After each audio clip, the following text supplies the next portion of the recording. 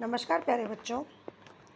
आज हम करने वाले हैं क्लास 7 का संस्कृत का तृतीय पाठ स्वावलंबन। स्वावलंबन का मतलब होता है अपना काम स्वयं करना, किसी पर आश्रित ना रहना। ठीक है, लेट्स स्टार्ट। कृष्णमूर्ति श्रीकंठस्य मित्रे आस्ताम। कृष्णमूर्ति और श्रीकंठ आपस में मित्र थे। श्रीकंठस्थ पिता समृद्ध आसीत। श्रीकंठ के पिता समृद्ध थे, धनी थे। अतः तस्य भवने सर्वविधानि सुख साधनानि आसन। इसलिए उसके घर पर सभी प्रकार के सुख साधन थे। तस्मिन् विशाल भवने चत्वारिशत स्तंभा आसन। उसके विशाल घर में, विशाल भवन में 40 स्तंभ थे, यानी कि 40 खंबे थे, पिलर्स।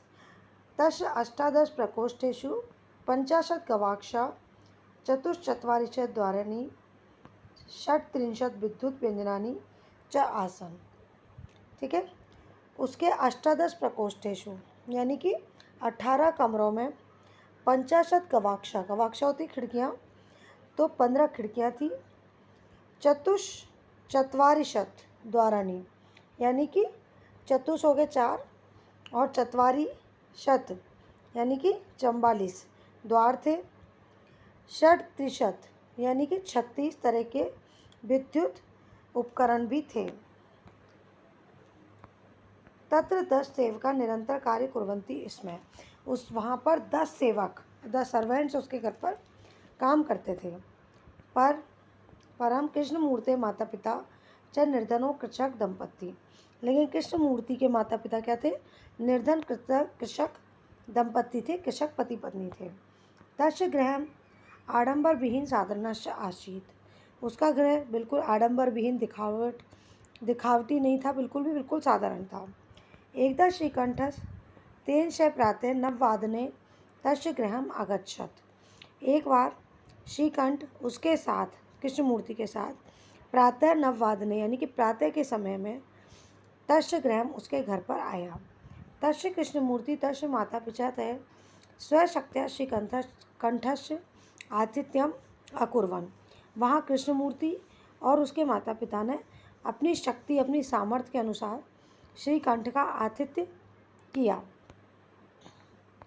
एतद् दृष्ट्वा श्रीकंठ अकथयत्। यह देखकर श्रीकंठ ने कहा, मित्र अहम भवताम सत्कारेण संतुष्टो अस्मि।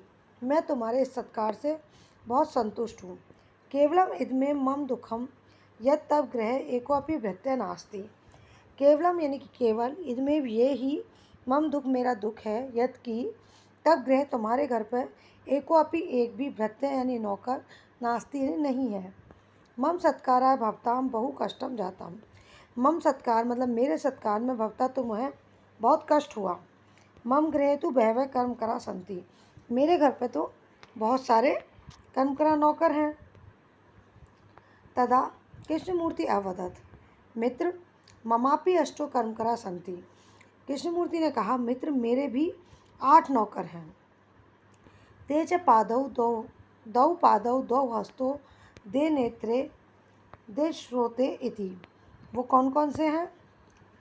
दौ पादौ यानी 2 पैर, दौ हस्तौ दोनों हाथ, दे नेत्रे यानी दोनों आँखें, और दे श्रोते यानी कि दोनों काम।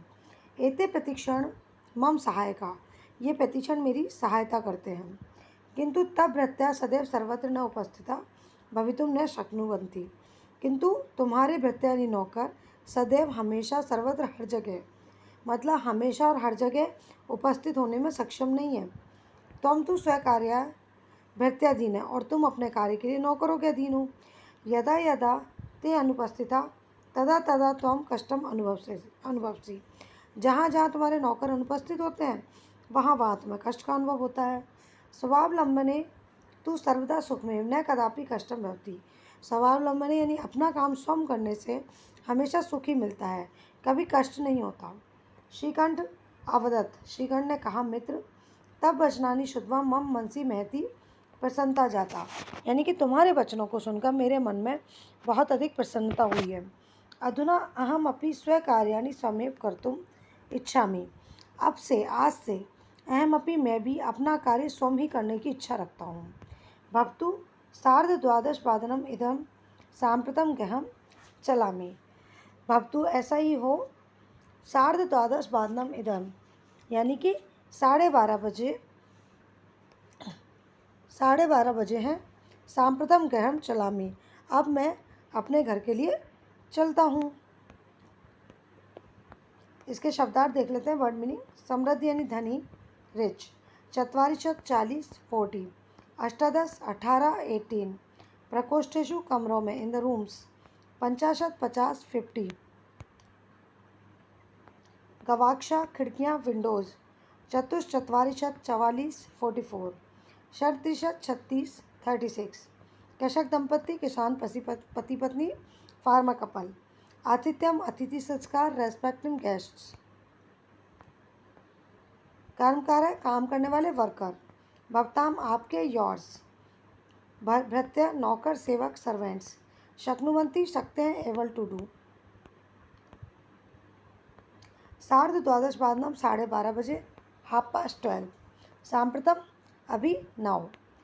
अब देख लेते हैं इसके क्वेश्चन आंसर्स। तो सबसे पहला क्वेश्चन है उच्चारणम कुरुत, सिर्फ इनको पढ़ के बताना है। विशन्ति त्रिंशतः, चत्वारिशतः, द्वाविशन्ति द्वात्रिंशतः, द्विचत्वारिशतः। चतुर्विशन्ति त्रयस्त्रिंशतः, त्रयश्चत्वारिशतः। पंचविशन्ति चतुर्विंशतः, चतुरश्चत्वारिशतः। पंचविशन्ति चतुश्चत्वारिशतः। अष्टाविशन्ति अष्टात्रिंशत्, सप्तचत्वारिशत्। नवविशन्ति नवत्रिंशत्, पंचाशतः। सेकंड क्वेश्चन है अधोलिखितानि प्रश्नाम उत्तराणि लिखित, यानी कि नीचे लिखे हुए प्रश्नों के उत्तर लिखो। कश्य भवने सर्वविधानि सुख साधनानि आसीन, तो किसके घर पे थे? श्री कंठस्य ग्रहे। कस्य ग्रह कोऽपि भृत्य नास्ति, तो कृष्णमूर्ति ग्रहे। श्रीकंठस आतिथ्यम के अकुर्वन्, तो श्रीकंठ का आतिथ्य किसने किया? कृष्णमूर्ति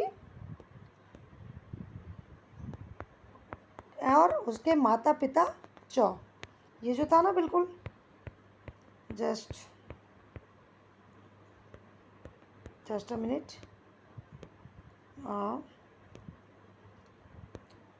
कृष्णमूर्ति तस्य माता पिता च, ठीक है, ये यहाँ पर आ जाएगा। सर्वदा कुत्र सुखम, हमेशा सुख कहाँ पर है? स्वावलंबन में, यानी अपना काम स्वयं करने में। श्रीकंठ कृष्णमूर्ति गृहम कदा आगच्छन्, कब आया? प्रातः काले, प्रातः काल में आया। कृष्णमूर्ति कति कर्मकरा सन्ति, कृष्णमूर्ति के कितने कर्मकर हैं, कितने नौकर हैं? 8, ठीक है। कितने नौकर बताए थे उसमें? 8 कर्मकरा सन्ति। कहा ना उसने कि ममापि अष्टो कर्मकरा सन्ति, तो कृष्णमूर्ति के कितने हैं? 8, ठीक है।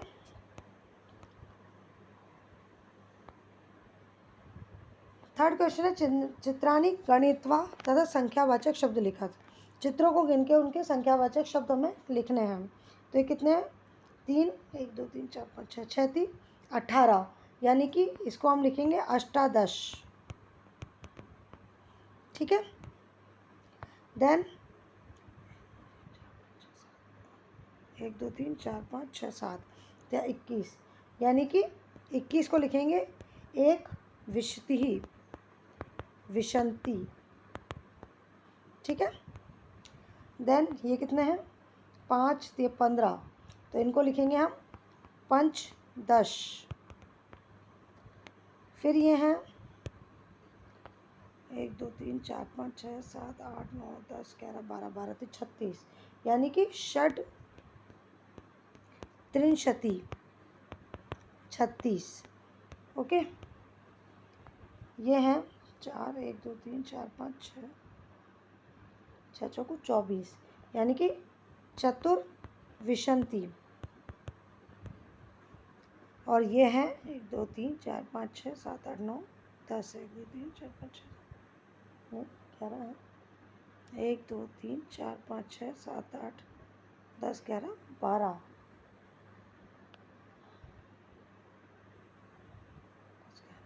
11 है 33। तो 33 को लिखेंगे 33 त्रिंशत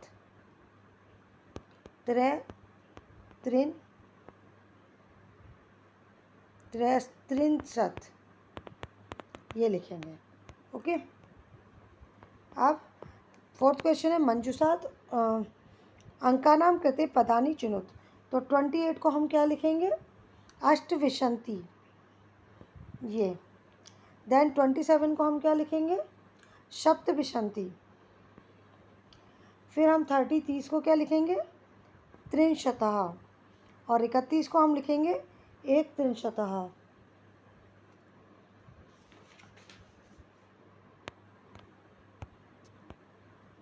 इसके बाद हम 24 को लिखेंगे द्वैविंशति। 40 को लिखेंगे चतुर्वारिंशतः। ठीक है, चतुर्वारिंशतः। और देन 50 को हम लिखेंगे पंचाशतः।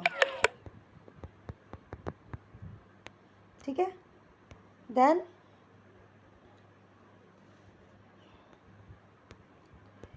ये क्वेश्चन है चित्रम दृष्ट्वा मंजूषात पदानि ते प्रयुक्त वाक्यानि रचयत। तो इनसे आपको वाक्यों की रचना करनी है जो आप खुद करेंगे। ठीक है, इसके बाद आते हैं क्वेश्चन नंबर 6। अधोलिखितानि समयवाचकम अंकान पदेषु लिखित। तो 10:30 बजे को उन्होंने लिखा है सार्धद्वादश वादनम। ऐसे ही हम 7 बजे को लिखेंगे सप्तवादनम। 2:30 को लिखेंगे सार्धद्विवादनम। 11 बजे को लिखेंगे एकादश वादनम। 4:30 को लिखेंगे सार्धचतुर्वादनम। 1:30 को लिखेंगे सार्ध एक वादनम। 5 बजे को लिखेंगे पंचवादनम। 3:30 को लिखेंगे सार्ध त्रिवादनम। 9 बजे को लिखेंगे नववादनम। और 12:30 को लिखेंगे सार्ध द्वादश वादनम। 8 बजे को हम लिखेंगे अष्टवादनम। और 7:30 बजे यानी कि 7:30 को लिखेंगे सार्ध सप्तवादनम। ठीक है, इसी के साथ ये चैप्टर यहाँ ख़त्म होता है। मुझे उम्मीद है ये चैप्टर आपको समझ में आया होगा। समझ में आया हो तो प्लीज़ शेयर करना, लाइक करना, सब्सक्राइब करना। हम मिलेंगे एक नए वीडियो में एक नए चैप्टर के लिए साथ। तब तक के लिए गुड बाय।